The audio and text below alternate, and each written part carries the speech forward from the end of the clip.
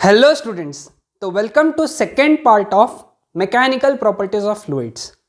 अभी तक हम लोगों ने प्रेशर के कॉन्सेप्ट्स पढ़े, है ना। पास्कल्स लॉ, ये सारे कॉन्सेप्ट्स हम लोगों ने क्लियर किए। अब हम लोग फ्लूइड का एक नया प्रॉपर्टी पढ़ने जा रहे हैं, विच इज सरफेस टेंशन। ये काफी इंटरेस्टिंग फेनोमेनन है लिक्विड का। Okay, as the name suggest, surface tension.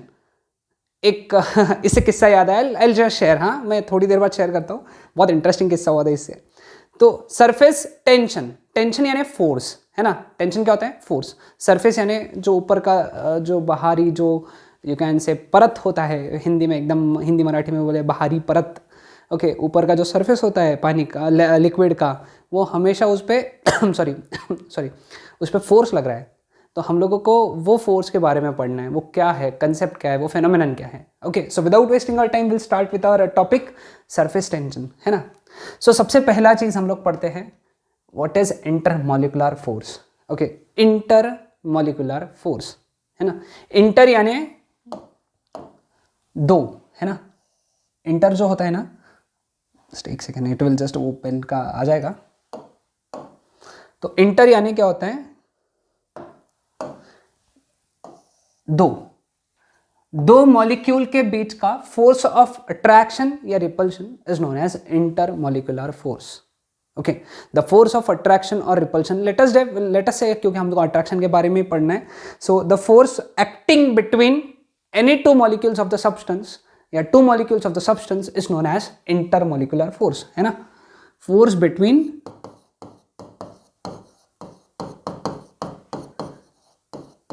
Two molecules, है ना, उसको हम लोग क्या कहते हैं? Intermolecular force. बहुत आसान से डेफिनेशन है, बोर्ड्स के लिए इंपॉर्टेंट है याद करके रख लेना है, ऐसे क्या ऐसे याद करके रख लो, है ना। अब जो इंटरमॉलिक्यूलर फोर्स होते हैं ना, वो दो प्रकार के होते हैं। ओके, जो इंटरमॉलिक्यूलर फोर्स है वो दो प्रकार के हैं। पहला है कोहेसिव फोर्स। क्या है? Cohesive force. और दूसरा है adhesive force. Okay, cohesive force and adhesive force. Okay, इनको बोलते हैं फोर्स ऑफ कोहेशन, इसको बोलते हैं force of adhesion. Adhesion, okay, cohesion में स्पेलिंग लिख देता हूं, है ना। Cohesion, force of cohesion, and next one is force of adhesion. अब हम लोग इसमें पहला चीज शुरू करेंगे, force of cohesion. Okay, so next heading is force of cohesion. What is force of cohesion? Force of cohesion क्या होता है? The force of attraction between two molecules of same substances, है ना। The force of attraction between the two molecules. Definition यहाँ तक same है, पिछली और ये वाली definition सेम है। Force of attraction between two molecules of the same substance, same तरीके के substance. Okay, जैसे for example, water के दो molecules हैं, तो इनके बीच का जो फोर्स ऑफ अट्रैक्शन रहेगा, वाटर के मॉलिक्यूल्स के बीच का, ये भी वाटर होना चाहिए, ये भी वाटर का मॉलिक्यूल होना चाहिए। Okay, the force of attraction between the two molecules of the same substance is known as force of cohesion, है ना। प्लास्टिक, ये वाटर के थे। प्लास्टिक, दो प्लास्टिक के मॉलिक्यूल्स के बीच का force of attraction, that is known as force of cohesion. Okay, तो दिस फोर्स ऑफ कोहेशन, एक बात ध्यान में रखना, these are strongest in solids and these are weakest, यानी बहुत कम होते हैं गैसेस में। क्यों? क्योंकि सॉलिड के जो मॉलिक्यूल्स होते हैं वो एकदम पास में होते हैं, चिपक के होते हैं, और गैसेस के जो मॉलिक्यूल्स होते हैं वो बहुत दूर दूर होते हैं। Okay, so the force of cohesion are strongest in case of solids and weakest in case of gases. समझ में आया सबको? हाँ, तो अगेन इसका इफेक्ट क्या है? कोहेशन, फोर्स ऑफ कोहेशन का इफेक्ट क्या है? डेफाइनेट शेप जो है सॉलिड को, सॉलिड्स के पास में डेफाइनेट शेप होता है ना, class 9th states of matter पढ़ा था हम लोगों ने वहां पे। तो सॉलिड्स के केस में जो डेफाइनेट शेप है वो इसकी वजह से हुआ है। गैसेस का जो डेफाइनेट शेप नहीं होता है, गैसेस के अंदर डेफिनेट शेप नहीं होता है ना, the reason is it has weakest force of cohesion, है ना। कोई भी लिक्विड, जो लिक्विड है वो लिक्विड ड्रॉप्स कोलास करके एक बड़ा ड्रॉप बनता है, दो लिक्विड के ड्रॉप मिलके एक बड़ा ड्रॉप बना सकते हैं, उसका भी रीजन क्या है? Force of cohesion. ये याद रखो, ये कुछ एग्जांपल्स है फोर्स ऑफ कोहेशन के इफेक्ट है, सॉरी एक इफेक्ट है कि फोर्स ऑफ कोहेशन से क्या क्या फेनोमेनन हम लोगों को डेली बेसिस पे देखने मिलते हैं कि भाई सॉलिड्स के पास में डेफिनेट शेप है क्योंकि उनके फोर्स ऑफ कोहेशन सबसे ज्यादा स्ट्रांग है, गैसेस के पास में डेफिनेट शेप नहीं है क्योंकि उनके कोहेसिव फोर्सेस वीक हैं, दो लिक्विड के ड्रॉप्स मिलके एक बड़ा ड्रॉप बना सकते हैं, इसका भी रीजन फोर्स ऑफ कोहेशन है। आसान समझ में आया? तो फोर्स ऑफ कोहेशन को डिफाइन कैसे करेंगे? एक लास्ट बार डेफिनेशन पढ़ेंगे और फिर आगे बढ़ेंगे। The force of attraction between two molecules of same substance, the force of attraction between two molecules of same substance is known as cohesive force. Okay, या फोर्स ऑफ कोहेशन। अभी देखो सिर्फ spelling change हुआ है, cohesion adhesion है ना। तो force of adhesion, force of adhesion. अब जिसको पिछले डेफिनेशन याद है उसमें सिर्फ एक थोड़ा सा चेंज करना है। The force of attraction between the two molecules of different substances, the force of attraction between the two molecules of different substances, that is known as force of adhesion.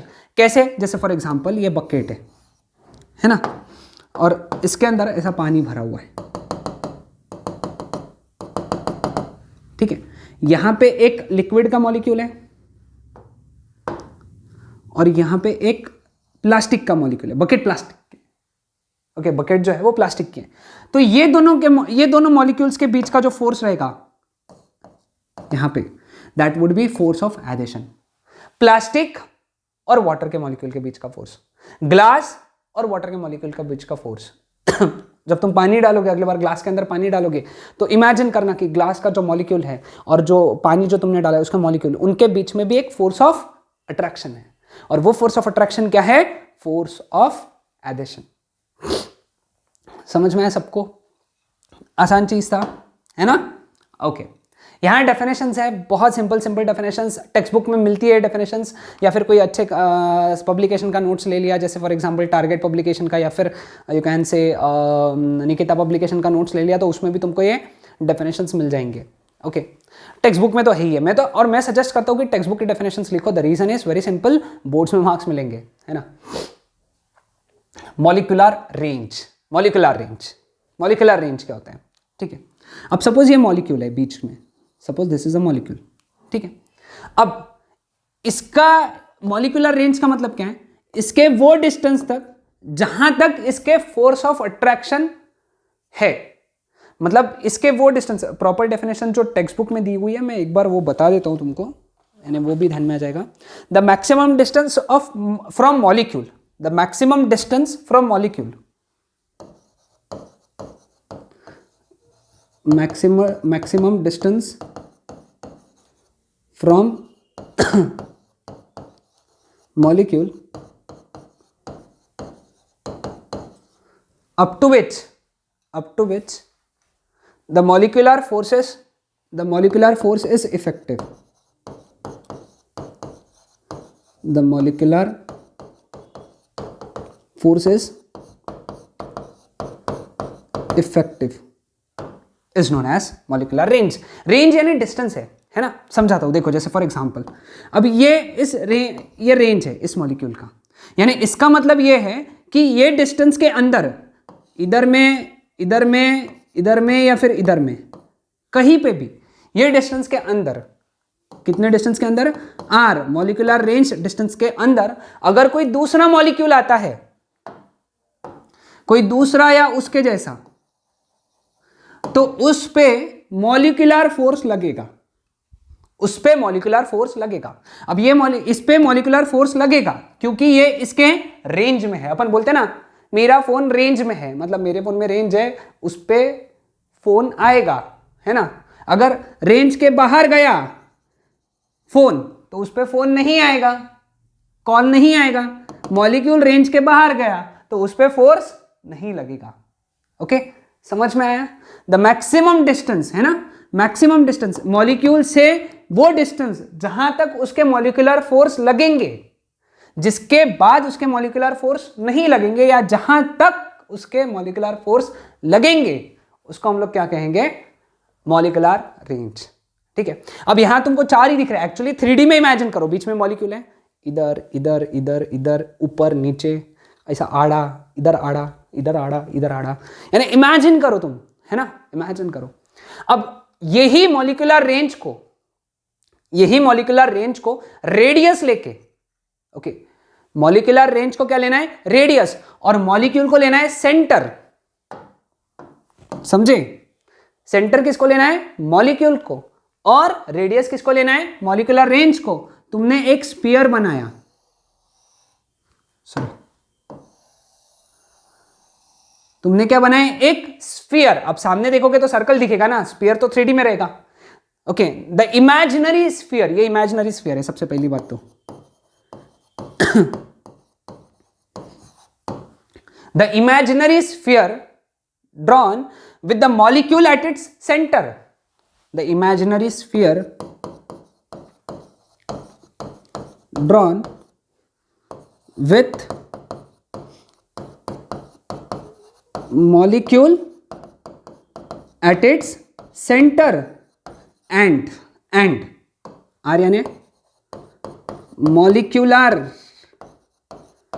range as its radius, molecular range as its radius is known as sphere of influence। उसी को हम लोग क्या कहते हैं, sphere of influence।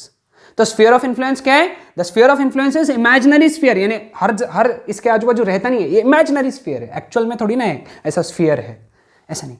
imaginary sphere drawn with the molecule at its center and molecular range as its radius, that sphere is known as sphere of influence। influence यानी प्रभाव होता है एक्चुअली, यानी इस स्फीयर में इस मॉलिक्यूल का प्रभाव है, यानी जो भी इसके अंदर आएगा उस पे मॉलिक्यूलर फोर्स लगेगा। ओके, हाँ, सीईटी में एक याद रखना, क्योंकि बोर्ड्स में वैल्यू दिया हुआ है कि जो रेंज होता है ना सॉलिड्स के लिए, इसका वैल्यू 10⁻⁹ मीटर तक होता है। इट इज अबाउट ये होता है इसका वैल्यू 10⁻⁹ मीटर, या फिर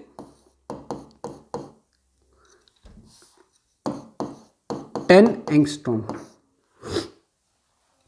10 एंगस्ट्रॉम या फिर 10⁻, एक ही बात है, 10⁻⁹ मीटर यानी 10 एंगस्ट्रॉम होता है। ओके, आसान डेफिनेशन, हाँ, सिंपल था। ओके, तो चलो surface film. Okay, surface film. Okay, surface film को समझने के लिए ये कंसेप्ट समझना है ना, ये कंटेनर था, ये कंटेनर में अपन ने पानी भरा, okay,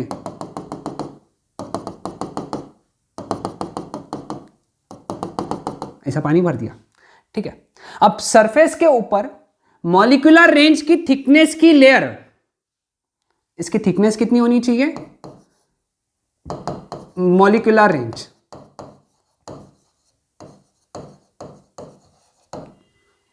molecular range, okay, a layer of liquid on the surface, okay, a layer of surface of liquid, definition देखो कैसी है इसकी, a layer of of surface of liquid whose, यानी जिसकी thickness is equal to molecular range is known as surface film। इसको हम लोग बोलेंगे सरफेस फिल्म।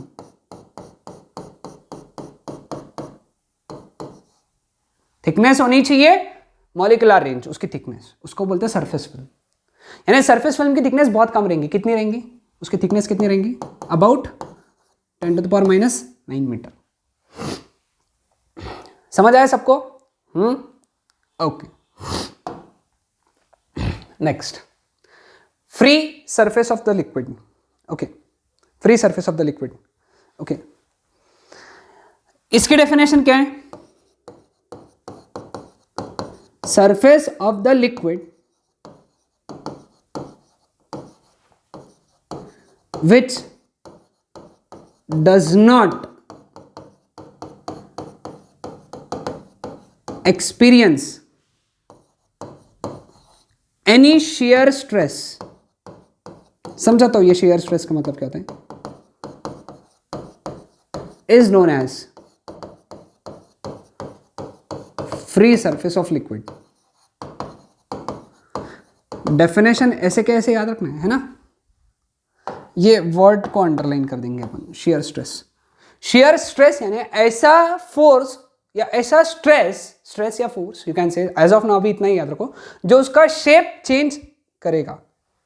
ओके ये शेप चेंज करता है हमेशा। 11th स्टैंडर्ड में था इसका कंसेप्ट, पिछले साल तक सिलेबस में था, अभी हटा दिया, इस साल नए बोर्ड के सिलेबस में हटा दिया है। तो ऐसा स्ट्रेस जो शेप चेंज करेगा उसको बोलते हैं शेयर स्ट्रेस। ओके और ऐसे सरफेस पे जहां पे कोई शेयर स्ट्रेस नहीं लगता है, ओके ऐसे सरफेस पे, लिक्विड के ऐसे सरफेस पे जहां पे कोई शेयर स्ट्रेस नहीं लगता है, उसको अपन बोलते हैं फ्री सरफेस ऑफ लिक्विड। जो सबसे ऊपर वाली सरफेस होती है ना, उसको फ्री सरफेस ऑफ लिक्विड कहते हैं। ऐसा याद रखो, ये डेफिनेशन है, इसको बोर्ड्स के लिए याद रखना, बोर्ड्स के लिए। बाकी सीईटी के लिए इतना इंपॉर्टेंट नहीं है मेरे हिसाब से, सीईटी के लिए याद भी मत रखो इसको, सिर्फ बोर्ड्स के लिए याद रखना है। ओके समझ में आया सबको? हाँ क्लियर है? तो चलो फिर आज का अपना लास्ट टॉपिक है, which is surface tension on the basis of molecular theory. Okay ये क्वेश्चन बहुत बड़ा है और इंपॉर्टेंट क्वेश्चन है, इसको स्टार मार्क करके रखो। ओके एक्सप्लेन करता हूं, देखो कैसे है ना। ये कंटेनर लिया अपन ने, ओके इसमें हम लोगों ने पानी भर दिया, ये सबसे बोरिंग चीज है। मुझे वो जो जोक बताना था लेक्चर के स्टार्टिंग में, नहीं तो तुम बोलोगे सर तो बता ही नहीं रहे वो जोक कल बताऊंगा मैं, कल के लेक्चर में आई स्वेयर, कल के लेक्चर में स्टार्टिंग में ही बताऊंगा, क्योंकि कल के लेक्चर में डेफिनेशन पढ़ाऊंगा एक। ओके तो इसलिए कल बताऊंगा। हाँ surface tension on the basis of molecular theory. Container दिख रहा है, हाँ उसके अंदर पानी दिख रहा है। अब इस पानी के मैं 3 मॉलिक्यूल कंसिडर करूंगा। एक ये मॉलिक्यूल जिसको ए बोलेंगे, ए,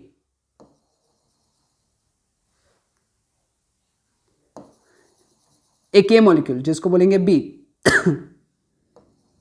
और एक ये मॉलिक्यूल जिसको बोलेंगे सी। ए बी सी दिख रहा है सबको? हाँ इनका मैं स्फीयर ऑफ इन्फ्लुएंस निकालूंगा, है ना।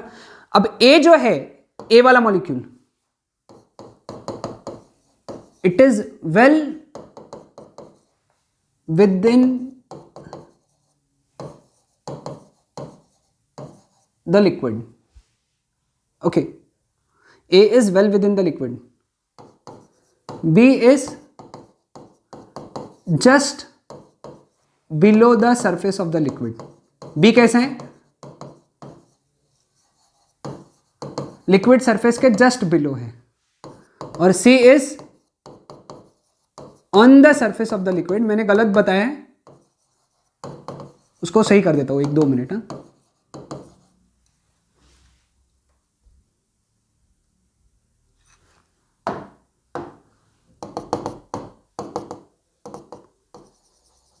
है ना, A B C. A well within, बहुत अंदर है, बी सरफेस के जस्ट बिलो है और सी सरफेस के ऊपर है।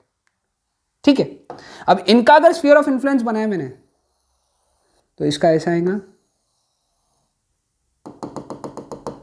इसका ऐसा आएगा, इसका ऐसा आएगा। ओके अब ए का स्फीयर ऑफ इन्फ्लुएंस पानी के पूरे अंदर है, ए का स्फीयर ऑफ इन्फ्लुएंस पानी के पूरे अंदर है। बी का स्फीयर ऑफ इन्फ्लुएंस में, बी का जो स्फीयर ऑफ इन्फ्लुएंस है उसका बहुत सारा हिस्सा पानी के अंदर है, थोड़ा सा ही हिस्सा पानी के बाहर है। और सी का स्फीयर ऑफ इन्फ्लुएंस आधा पानी के अंदर है, आधा पानी के बाहर है। Okay clear with this? अब ए पे हर डायरेक्शन में इक्वल अमाउंट में कोहेसिव फोर्स लग रहा है ना, क्योंकि जितने मॉलिक्यूल उसके राइट साइड में है उतने मॉलिक्यूल लेफ्ट साइड में है, जितने मॉलिक्यूल ऊपर है उतने मॉलिक्यूल नीचे हैं। तो ए पे, ये जो ए मॉलिक्यूल है उस पे जो नेट कोहेसिव फोर्स है, net cohesive force that is 0, क्योंकि ये फोर्स को इसने कैंसिल किया, ये फोर्स को इसने कैंसिल किया, इसको इसने किया और इसको इसने किया, है ना। सब फोर्सेस जो कोहेसिव फोर्सेस थे, सिर्फ कोहेसिव लगेंगे ना, एडेसिव तो लगेगा ही नहीं उस पे, क्योंकि जितने भी लिक्विड के मॉलिक्यूल है उसके आजू बाजू वो उसको खींचेंगे। तो नेट कोहेसिव फोर्स ए पे 0 है। ठीक है। अब बी पे कोहेसिव फोर्सेस ऐसे रहेंगे,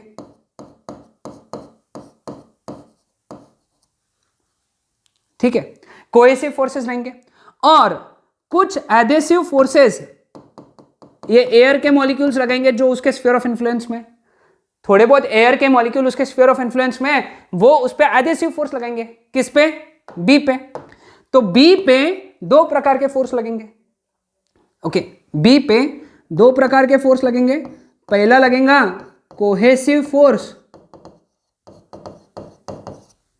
ड्यू टू लिक्विड मॉलिक्यूल्स, है ना, और दूसरा लगेगा adhesive force due to air molecules, है ना।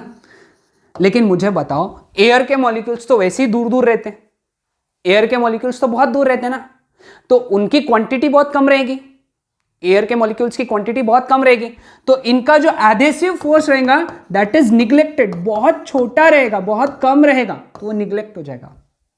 समझे? क्यों निग्लेक्ट होगा? क्योंकि एयर के जो मॉलिक्यूल्स है ना वो बहुत कम है उसके स्फीयर ऑफ इन्फ्लुएंस में एज कंपेयर टू वाटर के मॉलिक्यूल्स। वाटर के मॉलिक्यूल्स बहुत सारे हैं, बहुत सारे, ये सभी तो वाटर के मॉलिक्यूल्स हैं ना, ये सब यहाँ पे पूरे, ठीक है। तो बहुत सारे वाटर के मॉलिक्यूल्स है, तो कोहेसिव फोर्सेस एडेसिव फोर्सेस से स्ट्रांग है, इसलिए एडेसिव फोर्स को निग्लेक्ट कर डाला अपन ने। तो बी पे अब कोहेसिव फोर्सेस लग रहे हैं। उसमें भी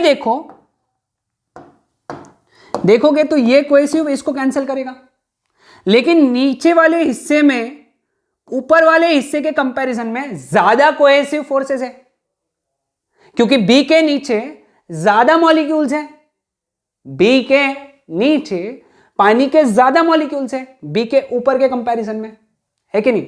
तो इस पे जो नेट कोहेसिव फोर्स रहेगा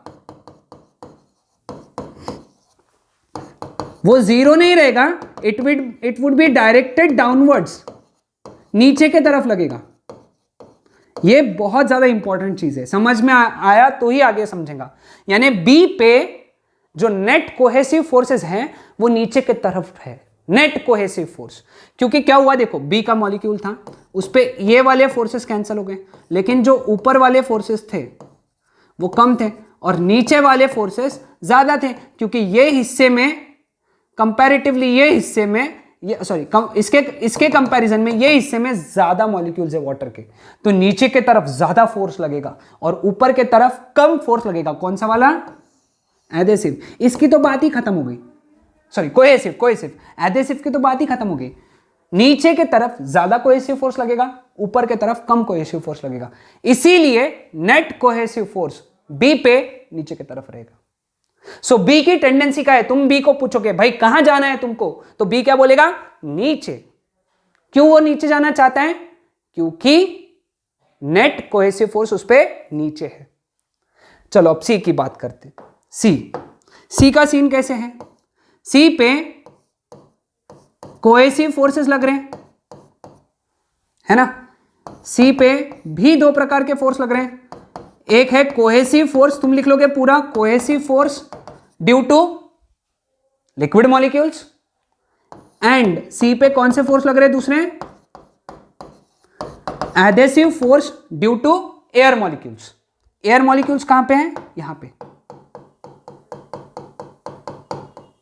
ये एयर मॉलिक्यूल्स है।